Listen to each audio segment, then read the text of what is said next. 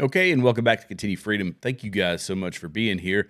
We got a lot to get into today. There's a lot going on in the world. This is going to be a longer episode, but I'm going to get through a lot of different topics. But before we get started, I want to ask everybody, make sure to hit that subscribe button, hit the notification bell, hit the like button, leave comments below, all that good stuff. And I'm going to ask you right off the bat, if you know of a podcaster, a smaller podcaster, maybe you follow someone else who's still a growing channel, leave there, or if you're a viewer and that's where you sit, you've got a podcast and you want to do something on a regular basis, reach out to me with just the link to your channel and say that you're interested. Maybe we'll be able to record something together, do some joint episodes. I'm looking to have more conversational content because that's truly what I enjoy.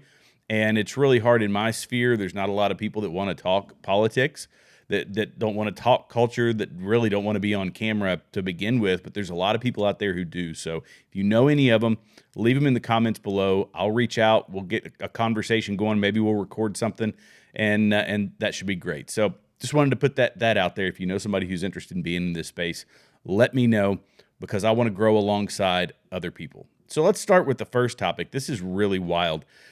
Everybody knows Merrick Garland. Merrick Garland, the Attorney General, one of the most anti-gun Attorney Generals I think we've had in my lifetime.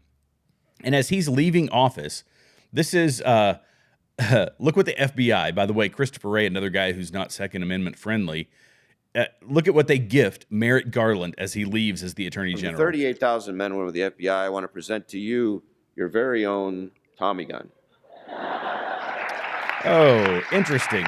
Merrick Garland, one of the most anti-Second Amendment Attorney Generals that we've had, and they gift him a Tommy gun. I mean, is that a joke? Is it like this is something that he would have banned, that he wants banned for every American? Anything that has, I mean, this is a drum magazine that they've got on a .45 caliber machine gun. They give him one. You're not allowed to own one. You can't own one in D.C. How they got to see this is the rules for thee, but not for me.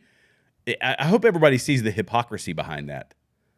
Tell me tell me your thoughts in the comments below. What do you guys think about this? This is absolutely nuts. The guy would have you completely defenseless, and yet the FBI says, no, we're going to just really take a jab at the American people, and we're going to gift one to the anti-gun Attorney General. And if you want to know about Garland, Garland is one that thought Heller needed to be reconsidered. He was almost a Supreme Court justice.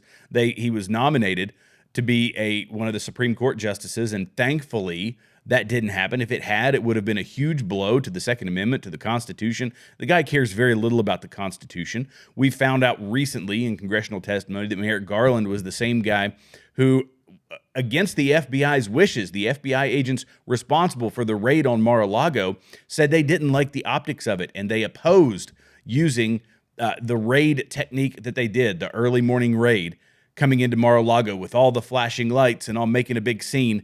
And Merrick Garland was the one, top of the DOJ, said, no, this is exactly what we're going to do. He was going to do it for political purposes. He's the reason that sort of thing happened. The FBI said, let's just work with the guy behind the scenes. The FBI agents did. But no. They had to make a big scene. That was Merrick Garland. It was all him.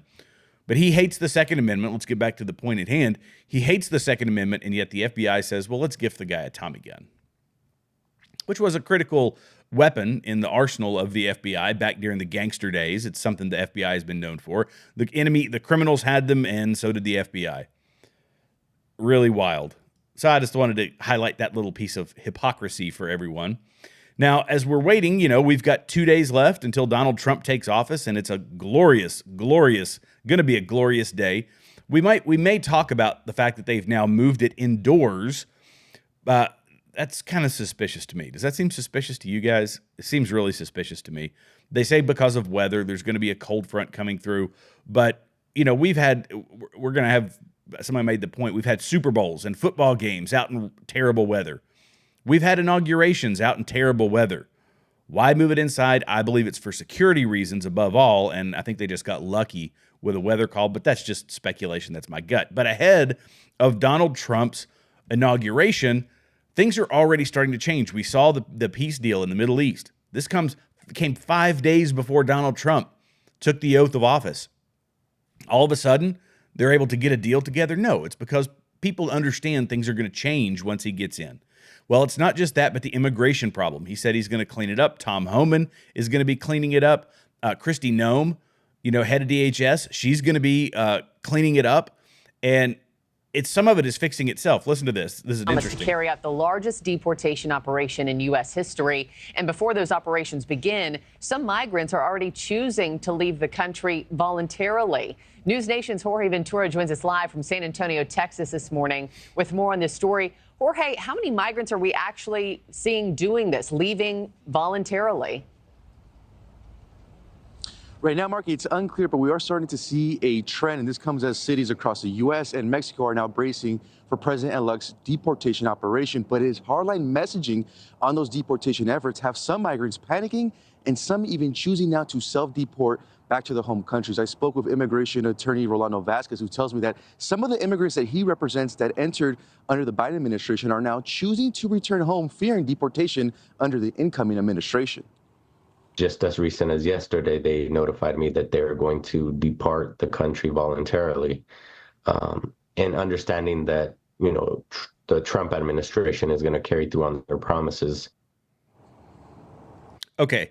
So yes, everybody knows he's a man of his word, and he says, I'm going to do this. He is going to do this. He understands it's a massive problem. But this highlights a couple of things that we need to be aware of. First off, we have been told that these people are escaping the most dire of dire circumstances, that they are escaping persecution and poverty, yet they freely go back across the border, back to their homeland.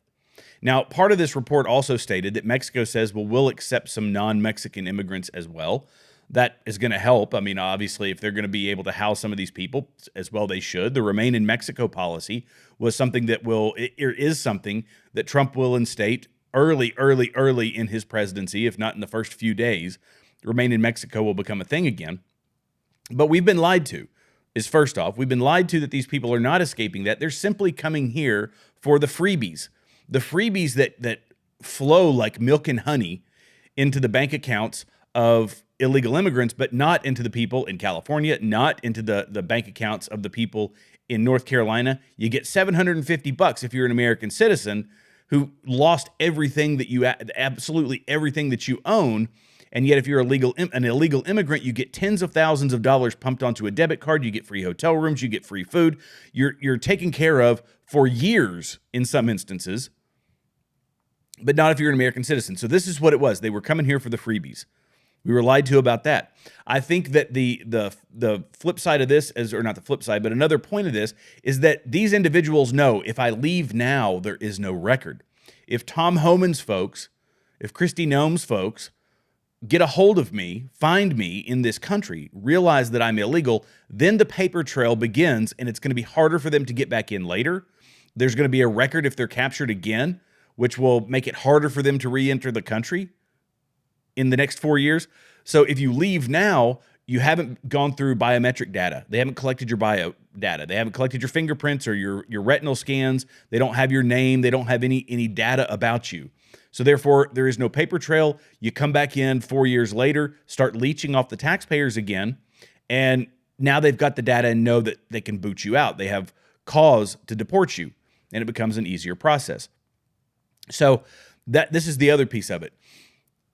But, I think that it's changing rapidly now. Mexico says we will take some of these non-Mexican immigrants. We'll help with the deportation process. I believe that it's the tariffs that are causing that. People understand that he's taking the tariff situation very, very seriously, and they better start playing ball. And it's not just that we know that there's going to be tariffs against China, but he's threatened tariffs against Mexico, Canada, all of these countries. And to the point of, I'm going to create my own federal agency, or I'm going to create a new federal agency that is just meant to monitor the collection of tariffs and duties from foreign countries. I'm a small government guy, but I'm okay with this. I truly am. I'm okay with this. The IRS is a corrupt, despicable organization that takes money from the American people, forces us to violate our Fifth Amendment rights in some instances, where we're self-incriminating ourselves. It's entirely unconstitutional. But if you want to take money from other countries who are trying to trade here, I'm perfectly fine with that. And this is not a new thing, by the way. People think that the tariffs are a thing of the past. Well, yeah, they are. They've been part of our history since our inception. Since 1789, we had a 5% protectionist tariff on goods coming into America. It was to protect American businesses and American entrepreneurs. We had it in the 1800s, as high as 25%. Between 1816 and 1820, tariffs went up by 40%. They weren't 40%, but they went up by 40%. We've had tariff laws in the 20th century, in the 1920s and the 1930s, and people say, oh, well, it caused trade wars and this, that, and the other. But there's a difference between tariffs that are going to generate revenue for us and tariffs that will make it so difficult for the product to be sold, it won't, and therefore people will have to buy the American product. That's more of a protectionist tariff. So yeah, you tariff something at 10%, we're going to generate a lot of revenue off of it, and we have been. The tariffs that Trump put in place when he was in office, Joe Biden didn't take them, didn't remove them, simply because we were generating billions and billions and billions of dollars off of them. So that's an income-generating tariff versus a protectionist tariff. When he says he's going to tariff some Chinese goods at 60%, then that product becomes essentially unsellable in the United States. American companies will have to make it. And look, he's got to do this strategically because the infrastructure to replace the Chinese product has to be here. And in some cases, it isn't. But you want to create an organization that's going to collect money from these countries that have been ripping us off for decades? I'm okay with it. And this is why Mexico, I believe, is playing ball. Now, the president of Mexico has come out and said, "Oh, we'll do our own tariffs if we have to," and we'll, trying to play tough. They can't just completely roll over to Donald Trump. But when you talk about leverage, we have the leverage. They do not, and that's just a fact. That is just a fact. But it doesn't mean that people aren't, ticked off about it. So they're playing ball, and I'll go back to this illegal immigrant thing. I told you a minute ago that we've seen it. I've shown it on this show many times. The EBT receipts that people get with the illegal immigrants that have the tens of thousands of dollars given to them by the federal government. Well, in word, Biden has said that he will pay to replace all of the losses in California. LA County Inferno is expected to top $250 billion. This is from Zero Hedge. $250 billion. Now, to put that in perspective, that's about what we've spent on the Ukraine war. And here's another thing. We've spent $250 billion on 200, 300 billion. I forget what the number is now on the Ukraine war. But that's reckless spending. And when you have something like the Palisades, or you have California or Western North Carolina completely burning, or Lahaina. Lahaina could have been fixed for $5 or $6 billion. And $5 or $6 billion was the latest rounding error for what we were pumping into the Ukraine war, and Lahaina's not being rebuilt. So I say all this to say that the prioritization of our resources, of our money, has been in the wrong place for a very long time. We've been spending it on foreign wars, pumping it into these other countries, paying for the defense of a lot of other countries. When we have $250 billion in losses, where is that money coming from? I say we shut down all of our funding for the Ukraine war, 100% of it, and whatever you were going to spend on that, fine. Help people in the Palisades and in Western North Carolina and in Lahaina rebuild. So a week after a devastating inferno leveled large swaths of the Pacific Palisades and Altadena to ash, Los Angeles County remained under a severe fire threat on Wednesday morning. Residents have been left in a state of shock, expressing frustration over what many see as possible negligence by county and state officials to mitigate the spread of the fires. The fires have become the region's worst disaster in history, with new damage and economic loss estimated between $250 billion and $275 billion. Now, I covered in a previous episode that a lot of these homes had lost their insurance. They'd canceled the insurance for the individuals before, weeks in some cases, before this fire broke out. So when they lost it, that's it. No insurance, it's gone. It's gone forever in a day. And now there's reports of people trying to sell the dirt, just the bare bones lot where their house once stood so they can recoup something from their multi-million-dollar homes, which in a lot of cases, These multi-million-dollar homes, it's not that they bought them as multi-million-dollar homes. It's that they were in the family and they became multi-million-dollar homes. This is how wealth had been generated for these people, and it was stripped away in a nanosecond. And when you have 100 million gallon reservoir that was meant to provide water pressure and a water supply to help fight the fires, this is why a lot of these fire hydrants were empty. It's been years, by the way, 3 years that this reservoir that needed to be fixed. They said, there was a certain covering that wasn't up to spec, so they drained the entire reservoir. Over 100 million gallons of water this reservoir was meant to hold, and it's been empty. It was bone dry. And so at the end of last week, AccuWeather estimated total economic damages to be around $150 billion, while analysts from other desks expected insured losses north of $20 billion. Yeah, so look, mismanagement by California, by Democrats. This is one-party rule. This is what happens with one-party rule. When everybody has the open pocketbook mentality of the Democrats and some Republicans, some rhinos, this is what you get. But now when disaster strikes, we realize, look, the coffers are empty. Where are we gonna get the money from? Not to mention that they're very, very quick to say, hey, we'll rebuild the Palisades, but we've got families living in tents in North Carolina still. Hopefully a little bit of this, a little bit of common sense from these representatives will be brought to bear. I'm certainly hoping so. But we need to have the right people in place. Donald Trump has to get the right people in place. And that, honestly, that's going to take the Senate doing its job. But people like Lisa Murkowski won't commit to Donald Trump. A Republican, by the way, won't commit to Trump's nominations. If you want to have drastic change, you've got to have you got to have special personalities come in to do that. Lisa Murkowski is part of this cancer that exists inside of our legislative body that we can't seem to shake it. We can't seem to shake these rhinos. Listen to this. I am in the midst of the advice and consent rule. This is exactly the second confirmation hearing that I have been part of. We just started the confirmation hearings this week. I think along with everybody in the country, is watching them. And so I think it's premature to ask where I will be on any nominee until this process actually gets moving. So, okay, what great revelation is Lisa Murkowski going to have between now and the time that this questioning ends?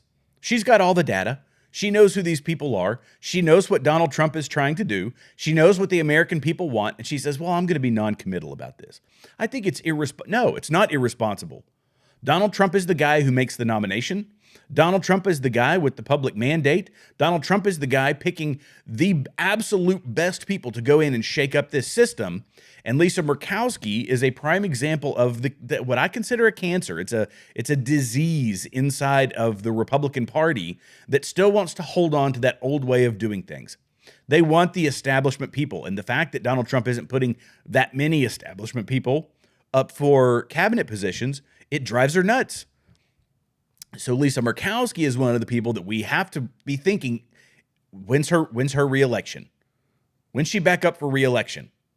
Who's going to be primarying her? Hey, Elon Musk, open up the pocketbook. Get ready to fund a primary challenger for Lisa Murkowski because she's already showing, no.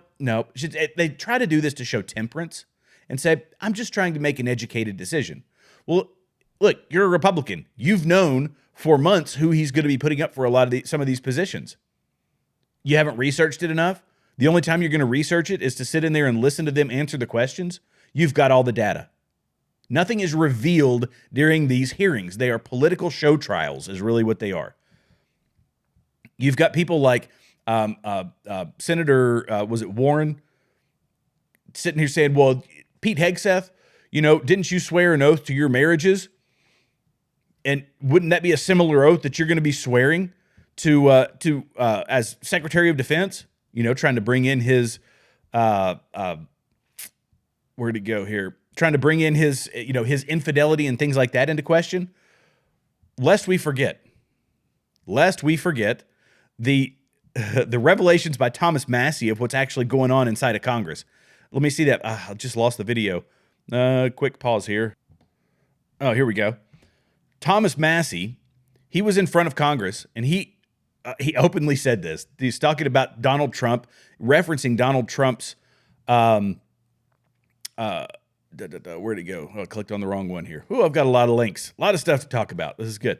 So anyway, he referenced in front of Congress Donald Trump going to trial, being found guilty and having to pay out all this money because of him paying off Stormy Daniels, his personal money, and instead they're going after him. Well, hang on. Okay, I'm completely messing this up. Let me restate. Thomas Massie went in front of Congress and said he believes that the list of all the congressmen and women who use taxpayer money to pay off sexual assault allegations it's a sexual slush fund is what this is for Congress. And it has paid out more than $17 million in taxpayer-funded payments to settle harassment claims leveled against U.S. Capitol officials and offices. So this could be congressmen and women. This could be staffers, other people. They use taxpayer money to pay off folks because of their deviance. And in fact, here, let's watch this I'll show it to you on X. This is remarkable.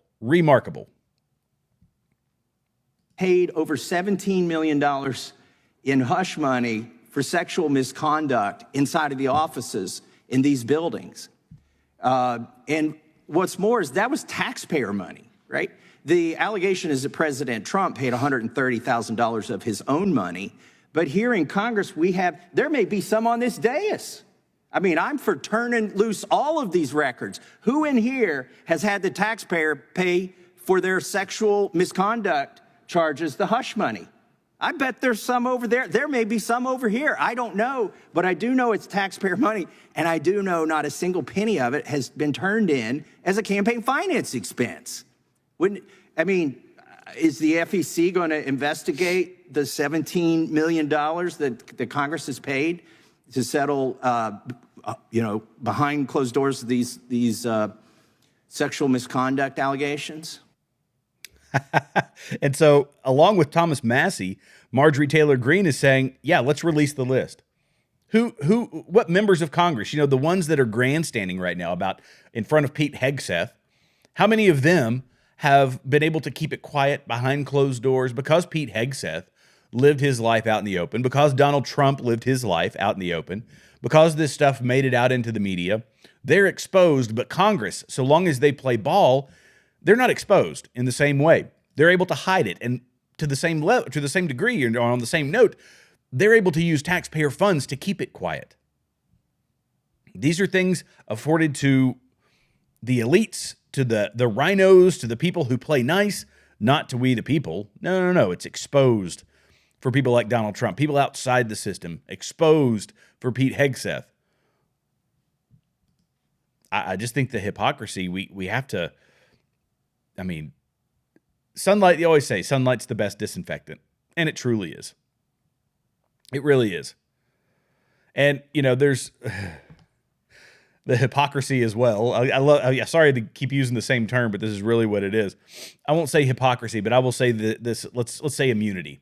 So immunity, I'll go to a different topic here. Immunity, the mainstream media thinks for some reason that libel laws, that defamation it's not a thing for them. It's not something they should have to worry about, because they've done this with the Covington kids. They've done it with Kyle Rittenhouse, and they've done it with this Navy veteran in a Jake Tapper segment, and he was awarded $5 million. The Covington kids and the Kyle Rittenhouse, these folks made a boatload of money, I'm sure, off of CNN, MSNBC, ABC, CBS, everybody that was part of their of these defamation cases. But on Friday, a Florida jury found CNN guilty of defamation in a case brought forth by U.S. Navy veteran Zachary Young against Jake Tapper and the network.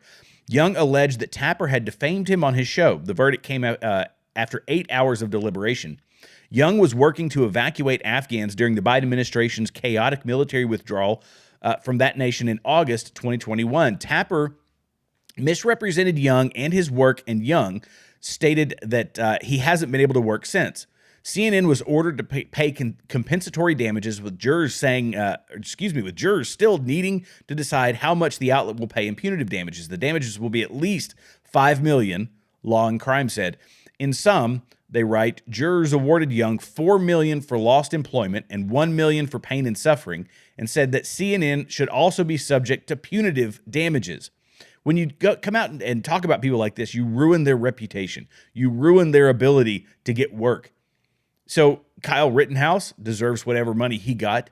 The Covington kids deserve whatever money they get or got. And so during a closing argument, CNN attorney David Axelrod claimed that the story was, quote, accurate and tough but fair, and that Young should have gone out of his way to convince journalists with the outlet that he wasn't, quote, shady. Mr. Young put himself in the story, not CNN. He inserted himself into it to make a buck. Use your common sense. Do you see conspiracy, or do you see people just doing their best? Essentially, this was a guy who did a thing. CNN made their judgment on the thing, and it was defamatory. The guy has to then, there's essentially what this guy's saying is, well, you put yourself in this situation. We made our defamatory assessment of what you're doing. Now it's up to you, that since you've been exposed to the millions and millions of people on CNN, or that watch CNN, I will say the hundreds of thousands of people that watch CNN, now it's up to you to defend yourself. This is the problem with the court of public opinion. This is the problem with social media driving one specific narrative, is that it's able to crush people. But the positive note is when you go to a place like Florida and you've got some judges who actually understand right and wrong, as opposed to doing it in D.C. or in New York, it's going to cost you money. So I hope they are learning their lesson, because there will be more. People like Jake Tapper. Jake Tapper can't keep his mouth shut. Jake Tapper's he's not gonna all of a sudden become a non-woke, non-leftist loyalist. He's gonna keep defaming people. The networks are gonna continue to be sued. He's gonna lose his job, and rightfully so, in my opinion. So keep doing it. They make us famous. They make people famous. Then you sue them. Oh, gracious sakes alive. Now, there are some left-wing people that they're turning a corner, I would say. Not fully, but to a certain degree, they are turning a corner. Jake Tapper never will. But I'll tell you, somebody who's been taken through the ringer is Eric Adams. And Eric Adams met with Donald Trump at Mar-a-Lago, which is really pretty astounding that he's making this lead. I won't say it's astounding, but left-wing folks aren't super keen on sitting down with Donald Trump. Now, Morning Joe Scarborough, and Mika Krasinski, I believe is how you said it, they went and sat down with him, trying to save their show, which was hemorrhaging money, hemorrhaging viewership. They say, we got to start playing nice with this guy. We can't be the anti-Trump. And Trump did. He sat down with him, and he was more than happy to. But Eric Adams, once he came out against illegal immigration, the left absolutely put him through the ringer. And he stuck to his word. He stuck to his position. I don't agree with most of his positions, but when it comes to illegal immigration, and he says, as he said, this is going to destroy our city, that's when the left started attacking him. But he flew to Florida on Thursday to meet with President-elect Donald Trump at Mar-a-Lago just days before the inauguration. The Democrat mayor did not announce the trip in advance, but according to the New York Times, his aides said the two men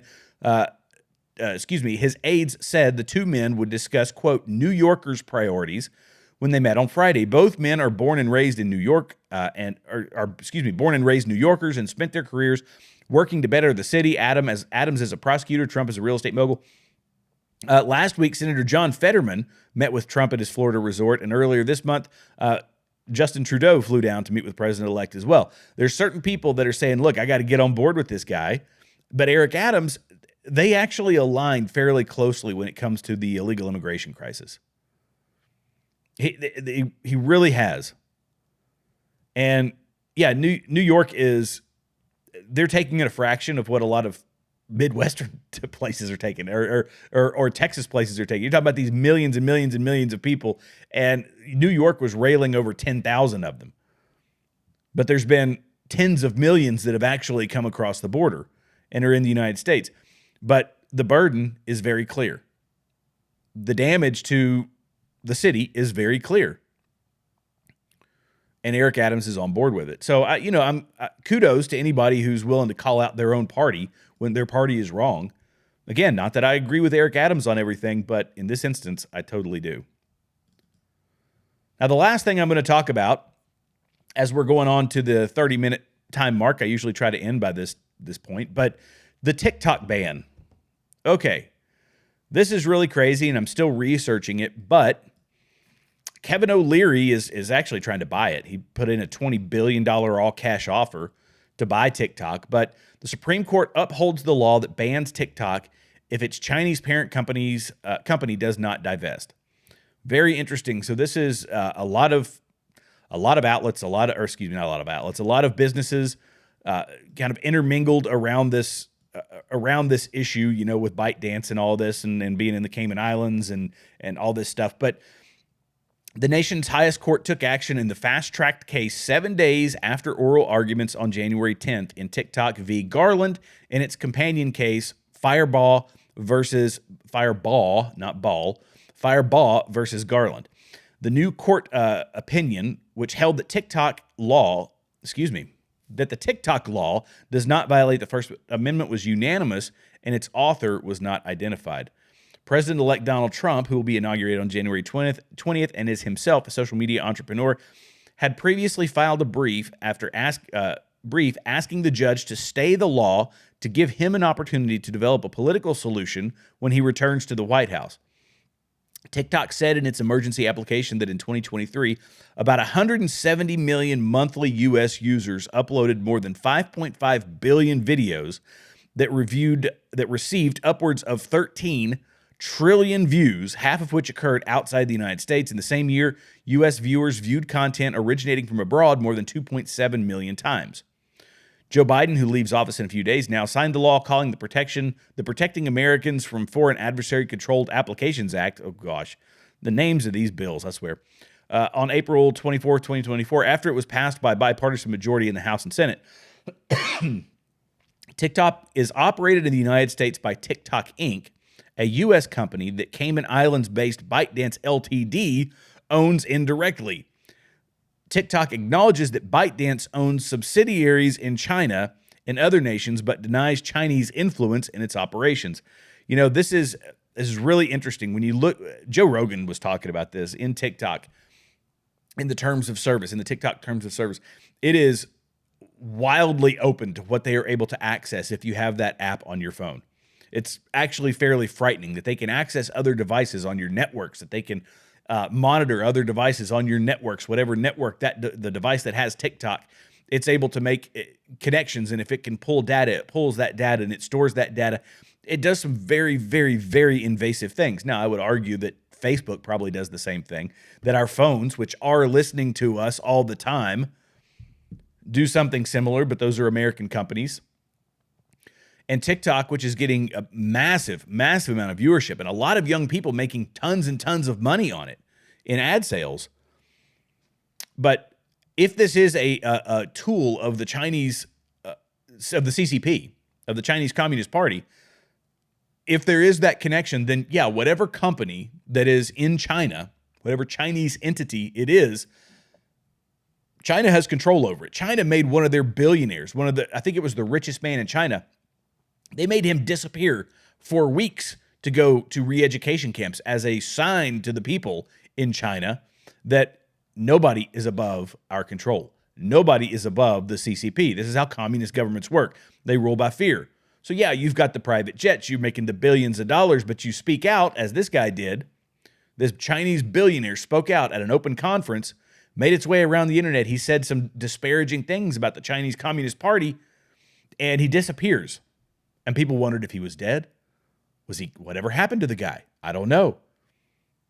He lost a lot of his money, is my understanding. I don't know that for certain, but he was knocked down a peg or two for speaking out against the party. So yeah, do we think, and we know that they have no goodwill towards America. They're one of our biggest competitors. They are cutthroat. We are not, although we will be in just a couple of days. So yeah, if they're spying on Americans as one of our greatest adversaries, I don't have a problem with them banning TikTok. If that information has any avenue by which it can be passed to the CCP, then 100% it should be banned. I haven't seen that definitively. Now, Rand Paul makes the argument that no, it absolutely should not. He's a entirely free trade guy. I'm generally, somewhat of a free trade guy, but I have certain stipulations. It's a whole nother episode. We could probably talk about it for hours and hours. But, I think it's a spy tool. I truly do. I think TikTok is a spy tool for the CCP. They'll have a problem with us saying, nope, you can't make money off of it anymore. You can't have it on your phone anymore. Nope. If Kevin O'Leary is able to put in a $20 billion cash offer, buy the app, buy the program, and it becomes a solely American company, then go for it. 100%. I trust Kevin O'Leary. I don't trust the CCP, and neither should you. So thank you guys so much for watching. Hit the subscribe button, hit the like button, hit that notification bell, leave comments below. And I'm going to close by saying, again, if you know of any up-and-coming or you come across any up-and-coming YouTubers or podcasters, whatever, hey, let them put their information down in the comment section so that I can check them out. And maybe we'll do some stuff together. Maybe we'll have some debates. Maybe we'll, it's all about growing the community. It's about working with other creators to try to entertain you folks. That's what we're trying to do here ultimately. And I thank you guys for watching. I'll see you in the next episode. God bless you. God bless America. Have a great day.